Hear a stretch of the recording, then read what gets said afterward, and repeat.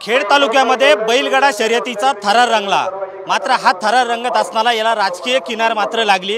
याचं कारण असं, शरद पवारांच्या वाढदिवसानिमित्त भरवलेली साहेब केसरी स्पर्धा, या स्पर्धेचं आयोजन या ठिकाणी सुधीर मुंडशे यांनी केलं। मात्र नातेसंबंधातली ही यात्रा नक्की पुढच्या काळात राजकारणापर्यंत जाणार, यासाठी बोलण्यासाठी आपल्यासोबत विलास लांडे साहेब।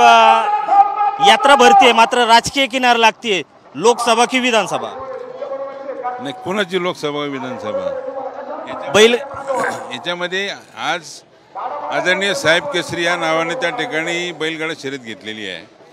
आणि या राज्यामध्ये देशामध्ये आपल्या जिल्ह्यातले सुपुत्र असणारे शरद पवार साहेब, आणि खरं पाहिलं तर राजकारणाच्या पलीकडे जाऊन त्या ठिकाणी या पवार कुटुंबाशी असणारे आमच्या घराण्याचे संबंध, आणि माझ्या वडिलांनी, मी मगाशीच भाषणात सांगितलं की माझे वडील 102 वयाचे असताना त्यावेळी ते गेले। तर त्याच्या अगोदर माझ्या वडिलांना, ज्यावेळेस मला राजकारण कळत होतं त्याच्या अगोदरपासून आदरणीय शरद पवार साहेबांचा फोटो देव करत होता।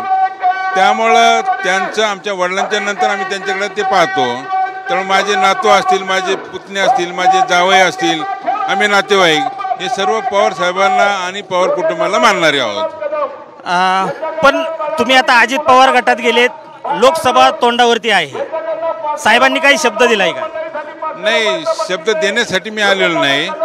मला अजितदादा हा माझा नेता आहे आणि पवार साहेब वडिलांच्या त्या ठिकाणी समान आहेत। त्यामुळं मला त्यात राजकारणापेक्षा त्या ठिकाणी पवार कुटुंब आहे, आणि पवारांचं घरगुती कार्यक्रम जसे चालतात तसं माझ्या घरातला जर कार्यक्रम असेल तर मी त्यात काही चूक केलेली आहे। त्यामुळे हा प्रश्न राजकारणाच्या पलीकडे, अजून निवडणुका लागायच्यात, निवडणुका लागलेल्याच नाही। ज्यावेळेस निवडणुका लागतील त्यावेळेस त्या ठिकाणी माझं जे काय आहे त्यामुळे तुमच्यासमोर मी मांडण्याचा प्रयत्न करेल, समाजासमोर मांडण्याचा प्रयत्न करेल। पण लोकसभेची तयारी आहे का? नाही, लोकसभा मी 2009ला लढलो होतो त्यावेळेस, आणि त्यावेळेस मला दिलीप वळसे पाटील उभे राहणार होते, पण त्यावेळेस ते राहिले नाही। मग मी जबाबदारी त्यावेळेस घेतली, अजितदादा होते। आणि नंतर 2019ला ज्यावेळेस मला आदरणीय पवार साहेबांनी सांगितलं होतं की तू कामाला लाग, मी 6 महिने कामाला लागलो अगोदर। त्यावेळेस वळसे पाटील होते, अशोक पवार होते, त्यावेळेस प्रदीप गारटकर होते, प्रदीप कंद होते, हे सर्व त्या ठिकाणी त्या मिटिंगमध्ये होते। मला सांगितलं तू कामाला लाग 6 महिने अगोदर।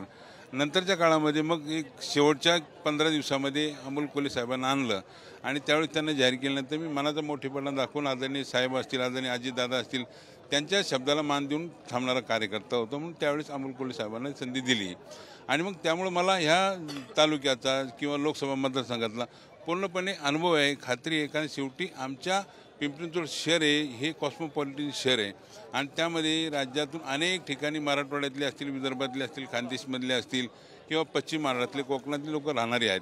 त्यांना त्या ठिकाणी माहिती की माझी शिक्षण संस्था असेल किंवा इंडस्ट्री असेल किंवा सामाजिक काम असेल, त्या कामातनं काम करणार। त्यामुळे ते उद्या जर समजा ठरवलं तर मी काम करायला तयार आहे परत लोकसभेचं। खरं तर 3 पक्ष एकत्र आहेत, आणि तुम्हाला पाठीमागच्या वेळेस थांबवण्यात आलं, पुन्हा असे प्रयोग झाले तरी विलास लांडे लढणार का? मग पण मी अजितदादांशी प्रामाणिक आहे, आणि त्यामुळं त्यांनी सांगितलं तर ते मी त्यांच्या शब्दाला पक्का आहे, आणि एकदा ठरलं तर काम करणार आहे मी, ती बदल नाही करणार तिथं। त्यामुळं हा प्रश्न येतच नाही की कोण कोणाकडे, आता सध्या परिस्थिती काय आहे, कोणाचा कोणावरती विश्वास नाही, पण आमचा त्या ठिकाणी त्या नेत्यावरती, आणि आदरणीय शरद पवार हे आमच्या वडिलांसमान असल्यामुळे त्या ठिकाणी त्यांचा आशीर्वाद आणि दादांचं असणारं प्रेम, असणारं मार्गदर्शन हे पहिल्यापासून मला लाभलेलं आहे पिंपरी चिंचवड शहरामध्ये। त्यामुळे त्या ठिकाणी मी त्यांच्याशी प्रामाणिक राहिलेलो आहे। नाही तर मला 2014ला भारतीय जनता पार्टी तिकीट मिळत होतं, मी घेतलं नाही। एक त्यांच्याशी असणारी प्रामाणिक तो निष्ठा त्या ठिकाणी ठेवलेला आहे। त्यामुळे मला नाही वाटत की त्याच्यात कोणी काय राजकारण करावं म्हणून।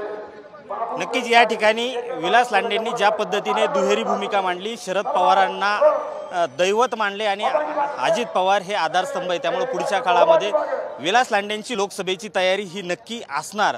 त्यामुळे बैलगाडा शर्यतीतून सुरू झालेला हा थरार पुढच्या काळात लोकसभेच्या रिंगणात पाहायला मिळणार। रोहिदास गाडगे, साम टीव्ही न्यूज, राजगुरुनगर, पुणे। देश विदेशातील प्रत्येक घडामोडींचे लाईव्ह अपडेट मिळवण्यासाठी आता साम टीव्हीच्या सर्व सोशल मीडिया प्लॅटफॉर्मला लाईक, फॉलो आणि सबस्क्राईब करा। तसंच सर्व नोटिफिकेशनसाठी बेल आयकॉन प्रेस करायला विसरू नका।